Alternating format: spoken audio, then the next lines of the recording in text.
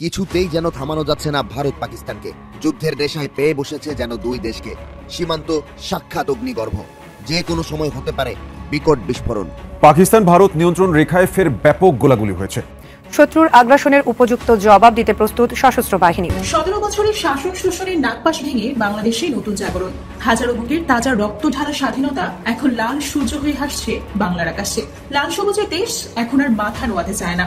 এখন সারা বিশ্বের বুকে জাগ্রত জনতার বাংলাদেশ এক নতুন বিস্ময়। এই বাংলাদেশ শান্তি চায়। তো অনেকেই বা আওয়ামী লীগও খুশি হয়েছিল যে ট্রাম্প ক্ষমতায় আসার পর ডক্টর ইউনূসের কপাল পড়বে, কিন্তু আসলে বিষয়টা তা হয় না।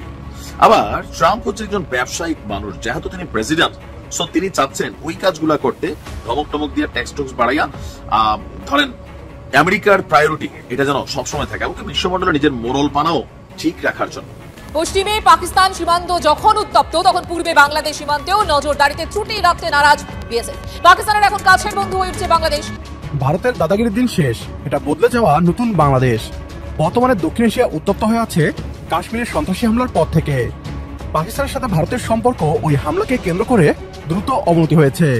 সীমান্তে অস্থিরতা, যুদ্ধ মহড়া, কূটনৈতিক লড়াই, আকাশ ও স্থল সীমা বন্ধের মতো পদক্ষেপ নিচ্ছে ইসলামাবাদ ও নয়াদিল্লি। এরই মাঝে চীনের প্রকাশ্য পাকিস্তান সমর্থন দুই দেশের মধ্যে উত্তেজনা আরো বাড়িয়ে দিয়েছে। বর্তমানে আঞ্চলিক নিরাপত্তা পরিস্থিতি হুমকিতে পড়েছে। ক্রমেই ভারত কার্যত একঘরে হয়ে পড়েছে। গত 5 আগস্টের পর থেকে ভারতের সাথে বাংলাদেশের কূটনৈতিক সম্পর্ক তলানিতে গিয়ে ঠেকেছে। তখন থেকেই ভারতীয় পশ্চিমবাংলার মিডিয়া বাংলাদেশকে নিয়ে প্রপাগান্ডা ছড়াতে থাকে।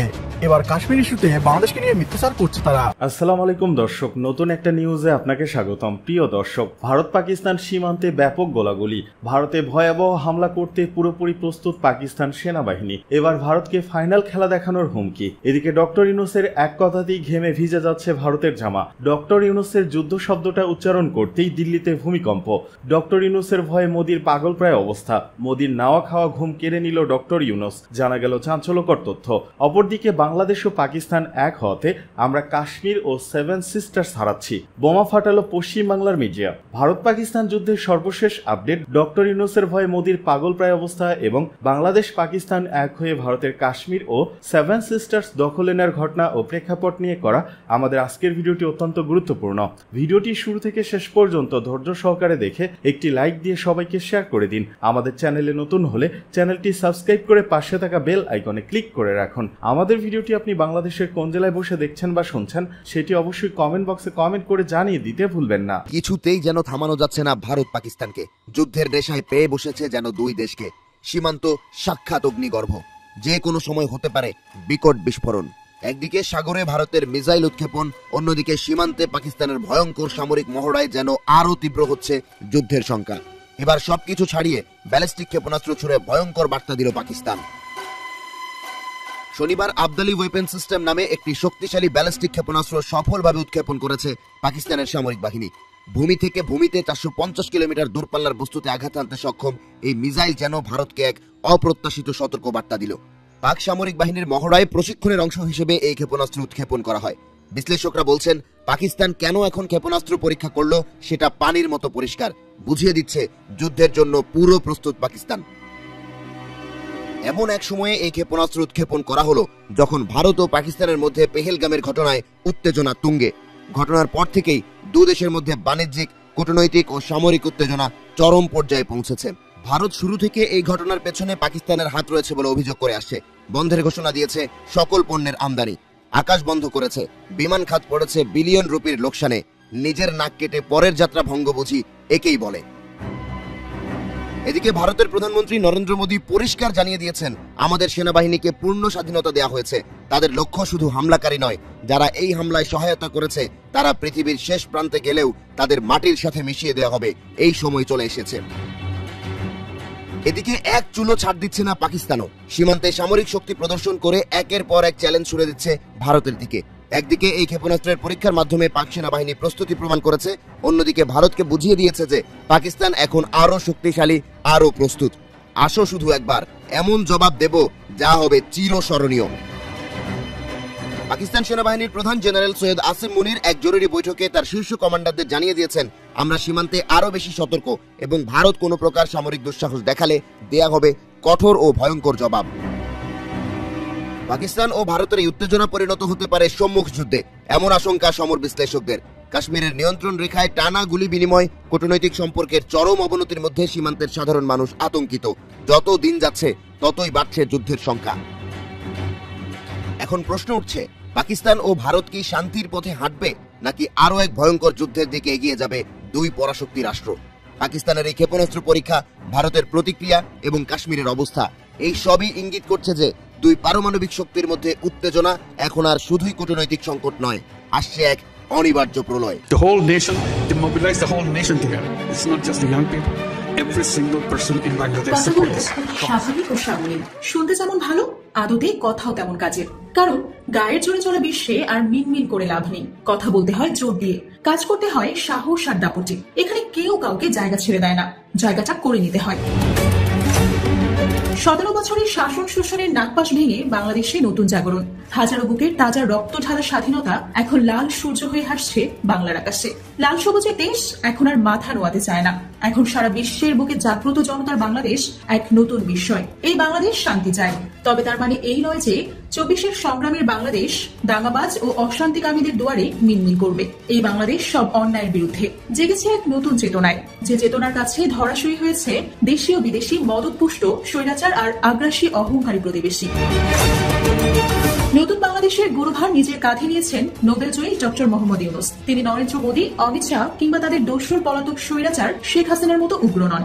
কথা থেকে চলনে বলনে মার্জিত অন্তর্বর্তীকালীন সরকারের প্রধান উপদেষ্টা। তিনি কথা বলার সময় চেঁচান না, খিচমিচ করেন না, তবে যা বলেন সেটা বলেনি। তার কণ্ঠে ঝরে দৃঢ়তা আর প্রত্যয়। তার শান্ত কথার তোড়ে দাঙ্গাবাজ সাম্রাজ্যে ভূমিকম্প হয়, তাদের গ্রাস করে অনাগত শঙ্কাময় ভবিষ্যৎ। এই যেমন ডক্টর ইউনূস সম্প্রতি বিমান বাহিনীর আকাশ বিজয় মহড়ার সময় বলেছেন, বর্তমান বিশ্বে চারদিকে প্রতিনিয়ত যুদ্ধের হুমকি থাকায় প্রস্তুতি না নিয়ে থাকা সম্ভব হয় না। তার ভাষ্য, অনেকের মতো আমিও যুদ্ধ বিরোধী মানুষ। পৃথিবীতে যুদ্ধ হোক এটা কামনা করি না। যুদ্ধ প্রস্তুতি অনেক সময় যুদ্ধের দিকে নিয়ে যায়, কাজে যুদ্ধ প্রস্তুতি নিয়েও একটা ঘোরতর আপত্তি। তারপর তিনি বলেন, কিন্তু এমন বিশ্বে আমরা বাস করি প্রতিনিয়ত যুদ্ধের হুমকি আমাদেরকে ঘিরে রাখে, সেখানে প্রস্তুতি না নিয়ে থাকাটা অসম্ভব হয়ে পড়ে। সামগ্রিক বৈশ্বিক উদাহরণ টানতে গিয়ে প্রধান উপদেষ্টা বলেন, আমাদের কাছে ভারত পাকিস্তান যুদ্ধ শুরু হয়ে যাওয়ার মতো অবস্থার মধ্যে রয়েছে। সকালের খবরে দেখলাম হয়তো গুজব, আজকেই শুরু হয়ে যাবে যুদ্ধ।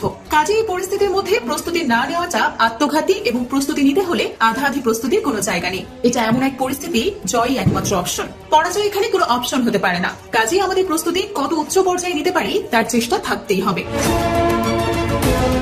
ডক্টর ইউনূসের এই স্বাভাবিক ও সময় উপযোগী কথাতেই ভারতের বুকে শুরু হয় ধুকপুকানি, চোখের কোণে আশঙ্কার মেঘ। গদি মিডিয়ায় ঝাঁপিয়ে পড়ে মোদি বান্ধব এক বালতি খবর নিয়ে। তারা বলতে থাকে, বাংলাদেশ কি তবে ভারতে আক্রমণ করবে? কেউ আবার আরো এক কাঠি সরেস। তাদের শিরোনাম হয় এমনই, ভারতের বিরুদ্ধে যুদ্ধ ঘোষণা করলো বাংলাদেশ। এ যেন সেই প্রবাদ কথা, চোরের মনে সবসময় পুলিশ পুলিশ। কুটচালি মাথায় আসে না কখনো ভালো কোনো চিন্তা।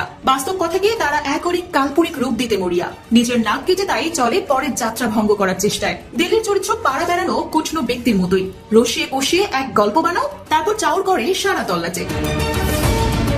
অথচ নিজেদের লিজে আগুন লাগিয়ে অন্যের কাঁধে দায় চাপানো ভারতের পুরনো স্বভাব। বোলতার বাসায় ঢেল ছুড়ে কামড় খাওয়ার পর দিল্লি এখন দোষ চাপাবে ঢাকার কাঁধে। কাশ্মীরে পাকিস্তানের তারা খেয়ে এখন তারা ঢাকাতেই দেখছে সব আতঙ্কের ভূত, কিন্তু আসল ভূতটা তো দিল্লির মাথায়। অসুস্থ মগজে তারা সবাইকে অসুখী দেখতে চায়। পশ্চিমে পাকিস্তান সীমান্ত যখন উত্তপ্ত, তখন পূর্বে বাংলাদেশ সীমান্তেও নজরদারিতে ত্রুটি রাখতে নারাজ বিএসএফ। পাকিস্তানের এখন কাছের বন্ধু হয়ে উঠছে বাংলাদেশ। ভারতের দাদাগিরির দিন শেষ, এটা বদলে যাওয়া নতুন বাংলাদেশ। বর্তমানে দক্ষিণ এশিয়া উত্তপ্ত হয়ে আছে কাশ্মীরের সন্ত্রাসী হামলার পর থেকে। পাকিস্তানের সাথে ভারতের সম্পর্ক ওই হামলাকে কেন্দ্র করে দ্রুত অবনতি হয়েছে।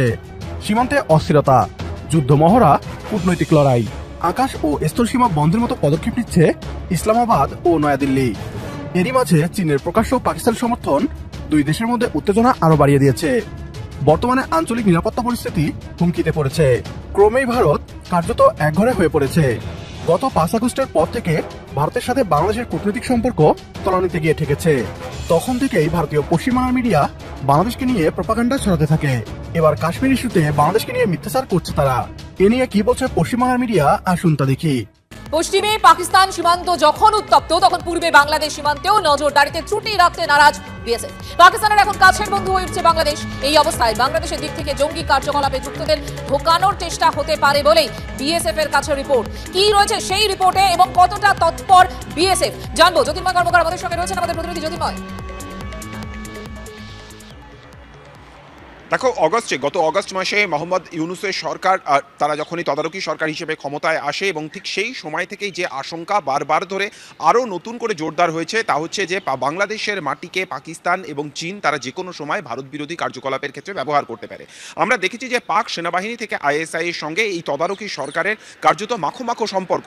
আর যখন একটা যুদ্ধকালীন পরিস্থিতি তৈরি হয়েছে পশ্চিম সীমান্তে, তখন পূর্ব সীমান্তে বাংলাদেশ ভূখণ্ডকে যে পাকিস্তান ব্যবহার করার চেষ্টা করবে, বিশেষত জঙ্গি সংগঠনগুলি অনুপ্রবেশ জন্য চেষ্টা করবে, সে কথা বলার অপেক্ষা রাখে না।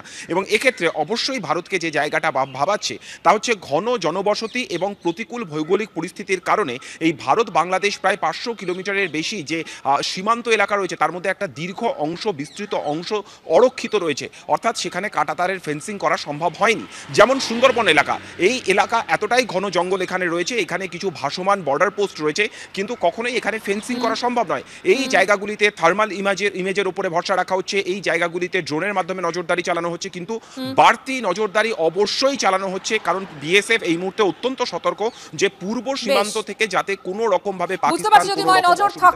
আমাদেরও আপাতত তোমাকে ধন্যবাদ।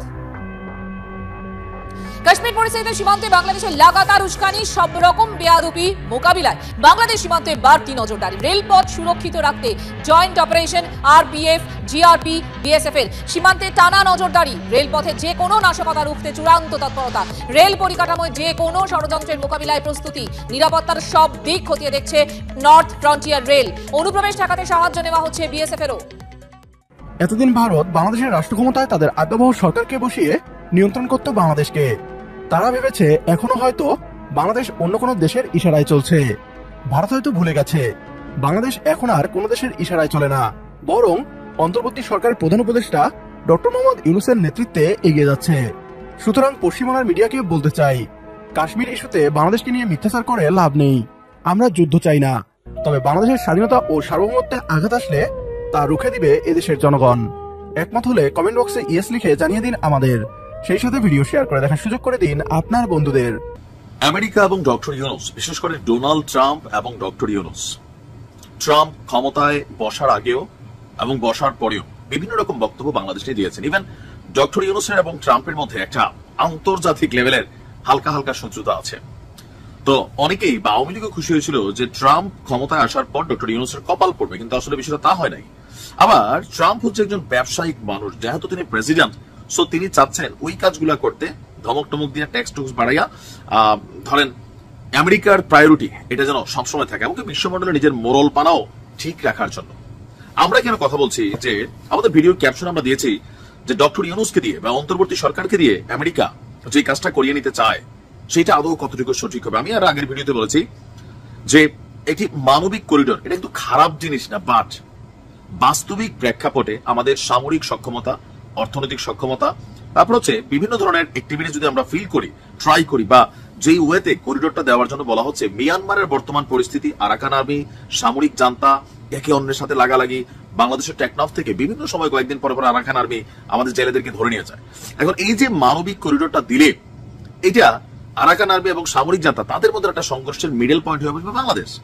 দ্যাটস ওয়াই এইটার পক্ষে আপনি দেখেন বিএনপি, অনেকে বলবেন যে পলিটিক্যাল পয়েন্ট অফ ভিউতে না, আপনি অন্যান্য দলগুলোকে দেখেন, হেফাজত ইসলাম দেখেন, তারপর নাহিদ ইসলামও কিন্তু বক্তব্য দিয়েছে ঘুরাইয়া পেঁচাইয়া, বাট সবাই কিন্তু এই কথাটা বলছে যে পৃথিবীর ইতিহাসে যে সকল রাষ্ট্রগুলো দিয়ে মানবিক করিডোরের ইস্যুটা চলে আসে সেই রাষ্ট্রগুলো চাক বা না চাক একটা সময় তারা সংঘাতের জায়গা বা ক্ষেত্র হিসাবে কিন্তু নিজেদেরকে নিজেরা বিলিয়ে দেয়। মানে এই দেশগুলোর এই করিডোরের মধ্যেও এখানে আক্রমণের ইস্যু চলে আসে। তো বাংলাদেশ আজকের দিনে মিয়ানমারকে মোকাবেলা করার মতন সক্ষমতা নাই, এটা অনেকেই জানেন না। সামরিক সক্ষমতায় মিয়ানমার থেকে আমরা অনেক পিছনে। আবার মিয়ানমারের এই সামরিক শক্তিকে চ্যালেঞ্জ করে টিকে আছে মাঠে কে? আরাকান আর্মি। এখন আমেরিকা, আমরা জাতিসংঘের কথার ফাঁক দিয়ে আবার সামনে আসলো কি, গতকালকে লিবারেল ডেমোক্রেটিক পার্টি এলডিপির মহাসচিব এবং সাবেক প্রতিমন্ত্রী মুক্তিযোদ্ধা ডক্টর রেদওয়ান আহমেদ বলছেন যে গত কয়েকদিন আগে পররাষ্ট্র সচিব বলছিলেন পার্বত্য চট্টগ্রাম অঞ্চলে রাখাইনদের সহযোগিতা করার জন্য জাতিসংঘ এবং আমেরিকা থেকে অনুরোধ করেছে। আমেরিকা অনুরোধ করছে কেন? আমেরিকা কি মিয়ানমারকে ঝুঁকাইতে পারে না? কিন্তু আপনি দেখছেন আমেরিকা এই ব্যাপারে ইন্টারেস্টেড না কেন বাবা? আমেরিকা কি ভারতের বলতে পারে না? আমেরিকার কাছে আর অন্য কোনো রাস্তা নাই? আছে। কিন্তু তারপরে কেন বাংলাদেশ? এটার পিছনেও বহুত কাহিনী আছে, যে বাংলাদেশকে অনাকাঙ্ক্ষিত একটা যুদ্ধের দিকে ঠেলে দেওয়ার পরিকল্পনাও আমেরিকার থাকতে পারে, যে আমরা এই করিডোরটা দিলাম, মিয়ানমারের সামরিক জান্তা সরকার আমাদের উপর খেপা বসলো, তারপর আমেরিকা এসে সেই সেন্ট মার্টিন মানে ঘুরাফিরা এই জায়গাটা কিন্তু রেড জোনে থাকে, পরে নিরাপত্তার খাতিরে এখানে একটা সামরিক ঘাঁটি নৌঘাটিও গড়তে পারে। অস্বাভাবিক কিন্তু কিচ্ছু না, কারণ তখন সিচুয়েশন খারাপ হলে, যখন আমরা দেখবো আমাদেরকে মিয়ানমার মাইর শুরু করছে, তখন আমরা কি করবো? তখন আমরা আমেরিকার দিকে জাতিসংঘের তো বিল নাই। দেখেন জাতিসংঘের অরিজিনালি সাহায্য দান সদগা তাও এগুলো কার টাকা হয়? বিদেশি ধনী রাষ্ট্র মানে আমেরিকা, ইউরোপ, তাদের টাকায় হয়। সো জাতিসংঘের কোন সিদ্ধান্ত মানে হচ্ছে এটা আমেরিকা হ্যাঁ না বলে এটা কখনই হয় না। আপনি প্যালেস্টাইনই দেখেন, আপনি ওইখানে কোন রকম সহযোগিতা পাঠাতে পারতেছে না, কেন? আমেরিকার হ্যাঁ নাই, আমেরিকাটা কাটতেছে টেকনিক্যালি। সো এই ক্ষেত্রে আমেরিকা চাচ্ছে যে এই সরকার ক্ষমতায় থাকতে থাকতে একটা মানবিক করিডোর তৈরি করে ফেলতে। পরবর্তী সরকার আসলে এই মানবিক করিডোর কিন্তু দিবে না, মানে বিএনপি দিবে না। আপনি যদি জনাব তারেক রহমানের বক্তব্য দেখেন বা আরো যারা বিএনপির ঊর্ধ্বতন নেতারা আছেন, তারা যেভাবে এটার ভালো মন্দ নানান দিক প্রতিদিন তারা বিশ্লেষণ করছেন, আমি অন্যান্য যে দলগুলো আছে, সো ওইখান থেকে একটা মেসেজ ক্লিয়ার যে আওয়ামী লীগ সরকার এমন সময় অনেক কিছু আমেরিকা কিন্তু পায় নাই। আবার এখন ডক্টর ইউনূস সরকারের পরবর্তী যে গণতান্ত্রিক সরকার আসবে, রাজনৈতিক সরকার আসবে, সেখানেও কিন্তু এটা নিয়ে একটা নানান ঝক্কি ঝামেলা বাঁধবে। সো আমেরিকা মনে করছে এটাই সবচেয়ে সেফেস্ট টাইম এবং ক্যারেক্টার, যে হ্যাঁ ডক্টর মোহাম্মদ ইউনূস তিনি হয়তো আমেরিকার সাথে সুসম্পর্ক রাখার জন্য, প্লাস শান্তিতে নোবেল পাইছেন ভাই, ওই যে একটা জায়গা তো আটকাই ফেলছেন, তো সেই শান্তিতে নোবেলের মান রাখার জন্য তিনি হয়তো একটা ভূমিকা নেবেন, অলরেডি নিয়ে ফেলছিলেন। কিন্তু এখন আবার এটা নিয়ে আমাদের সরকারের মধ্যে বক্তব্য পাল্টাপাল্টি আছে, প্রেস সচিবের বক্তব্য, আমাদের পররাষ্ট্র বা যিনি আছেন উপদেষ্টা ওনার বক্তব্য কিন্তু আছে উল্টাপাল্টা। এর মধ্যে গতকালকে আবার প্রেস সচিব তিনি চাচ্ছেন যে না, কোনো না কোনো ভাবে মানবিক করিডোর আমরা দেই। তিনি আমাদেরকে ভালো মন্দ বুঝাচ্ছেন, দুই দেশের সম্মতি থাকতে হবে, মিয়ানমারের বাংলাদেশের, বাংলাদেশ তাদের স্বার্থ। ভাই কেন এত স্বার্থ মার্থ বাদ দেন না? দরকার কি আমাদের এই অহৈতুক জিনিসের জন্য? এখন এটার পক্ষে একটা বক্তব্য আমাদের প্রেস সচিব তিনি দিচ্ছেন। আমরা যারা আমজনতা আছে আমরা কি একবারই কিছু বুঝি না? আপনারা চেয়ারে বসছেন, আপনারা সব বুঝে ফেলতেছেন। আমেরিকা নিজেদের স্বার্থ আদায় করার জন্য নানান কৌশল অ্যাক্টিভিটিস চালায়। তা আমার কাছে মনে হচ্ছে যে এটাও একটা অ্যাক্টিভিটিস, যে জাতিসংঘ এবং আমেরিকা অনুরোধ করছে একটা মানবিক করিডোর দিতে। এই সরকার সকল রাজনৈতিক দলগুলোর সম্মতি ছাড়া কোন মানবিক করিডোর দেওয়ার এখতিয়ার নেই। প্রত্যেকটা রাজনৈতিক দল কিন্তু এই কথা বলছে যে আপনাদেরকে চেয়ারে বসানো হয়েছে, আপনার দেশের ভেতরে সংস্কার করেন, ওইগুলো আপনাদের এখতিয়ারে যাওয়ার বিষয় না।